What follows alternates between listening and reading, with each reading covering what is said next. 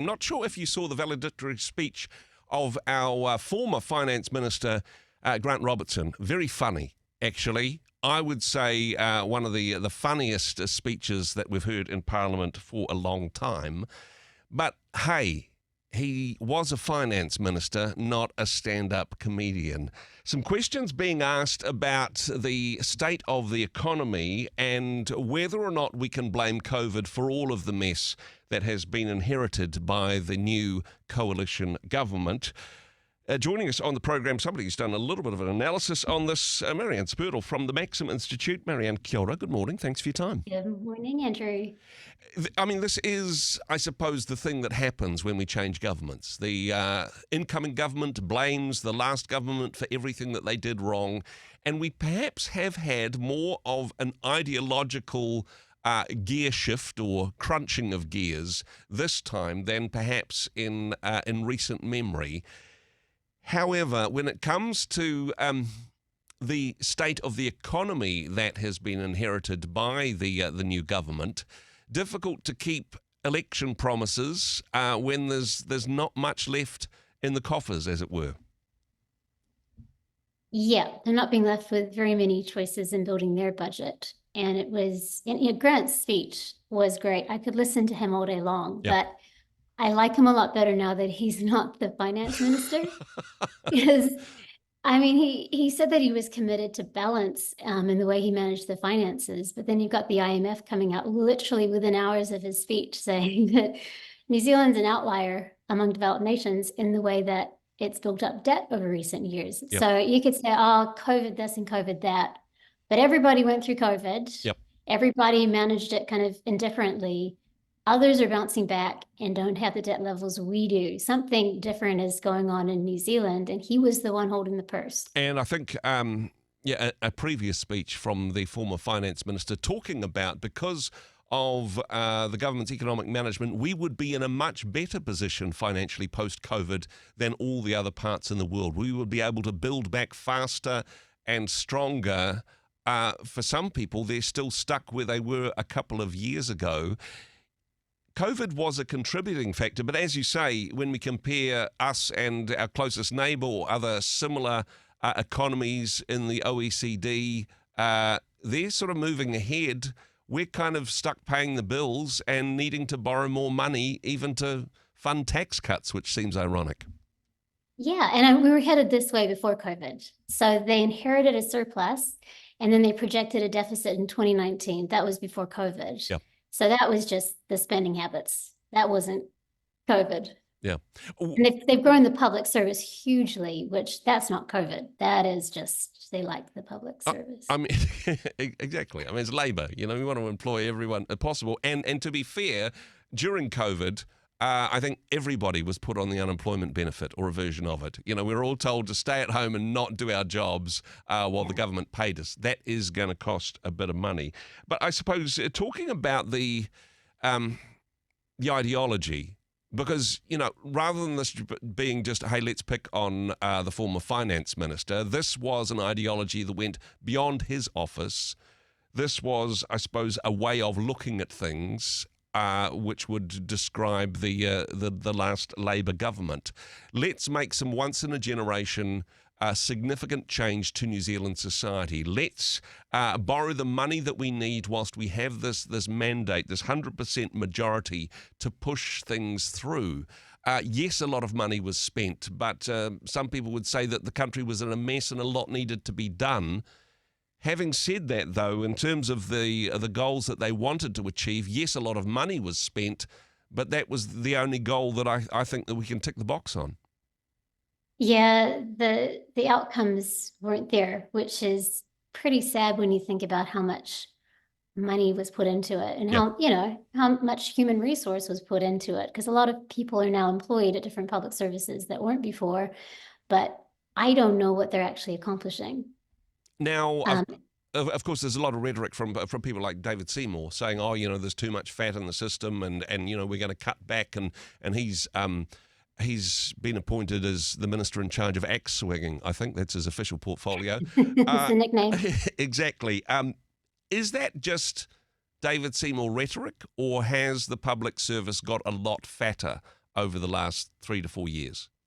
Yeah, well, I've been spending a lot of time looking at education stuff, and the Ministry of Education is a great microcosm of what's going on a broader scale.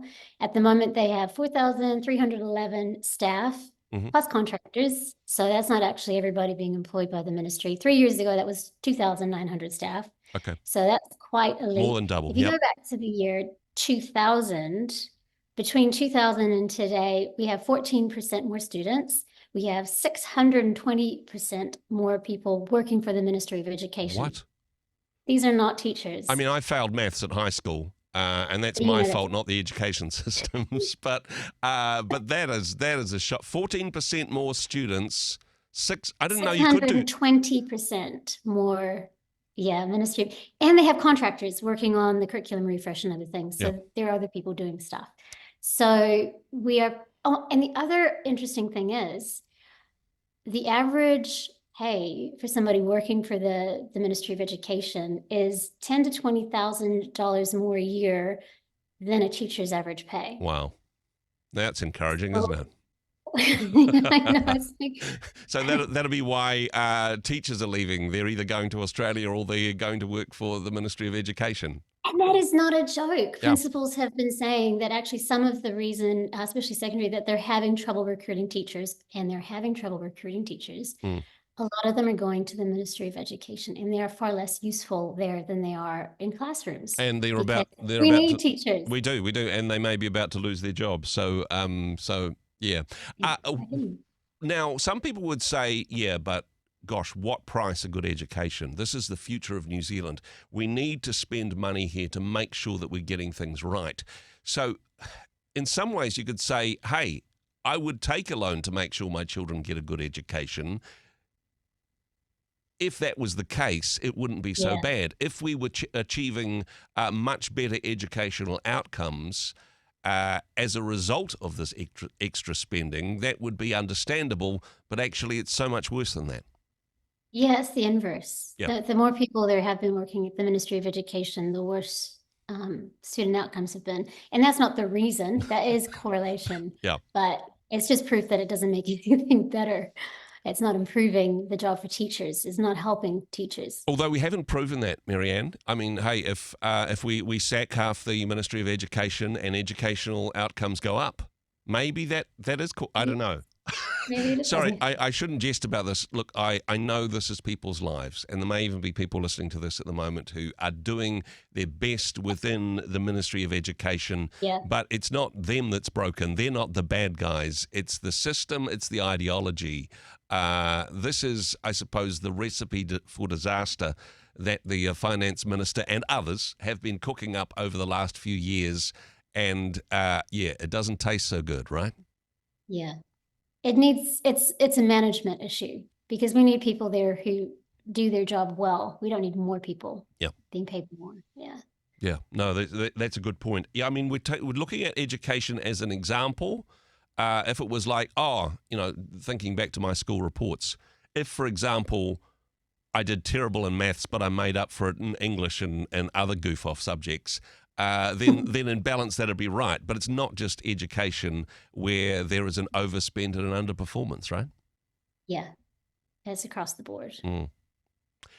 So I suppose the incoming government, Nicola Willis, David Seymour with his axe, other people within the education portfolio, they've got their work cut out, and hey, they've got to turn the ship around. They've got no money to do it, right?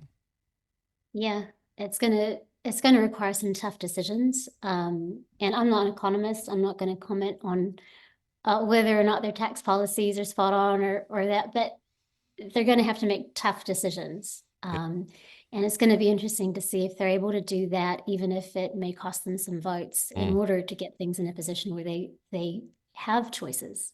I was going to say that the tax policy may have won them the election, but what they do with this term in government will determine whether or not they get voted back in next time. This particular article, it makes for some challenging reading, even just if some of those statistics just flew over you. It's worth checking out. It's going to be posted on the Maxim website by the end of the week, I understand, just in time for Easter. Maryanne, thank you so much for your thoughts, the work that you do. Thanks for joining us today. Thank you, Andrew. Hey, thanks very much for joining us in the Rhema studio. Thanks very much for watching the interview. It's kind of nice to have an audience, actually. And if you did like what you watched, then do give us a like, do give us the thumbs up. And if you'd like to see more interviews like that one, or perhaps even better, subscribe and those interviews will come straight to you. Don't forget to turn on your notifications, and we'll see you in the next one. Cheers.